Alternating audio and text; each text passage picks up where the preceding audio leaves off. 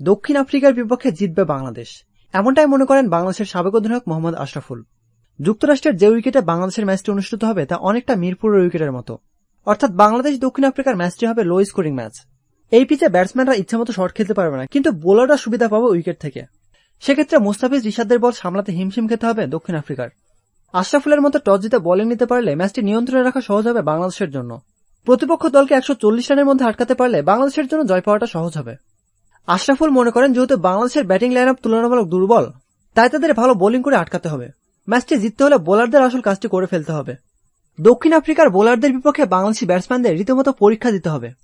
তাদের শক্তিশালী bowling line আপের বিরুদ্ধে টপ অর্ডার ব্যাটসম্যানদের রান করার কোনো বিকল্প নেই। টেস্ট খেলুড়ে সব দেশের বিপক্ষে বাংলাদেশের টি-20তে জয় থাকলেও দক্ষিণ আফ্রিকাকে এখনো হারানো যায়নি কোনো টি-20 ম্যাচে। এটাই বাংলাদেশের সবচেয়ে ভালো সুযোগ দক্ষিণ আফ্রিকাকে হারানোর জন্য। তো দর্শক, দক্ষিণ আফ্রিকার বিপক্ষে কেমন করবে বাংলাদেশ? কমেন্ট করে জানিয়ে দিন আপনার মূল্যবান মতামত।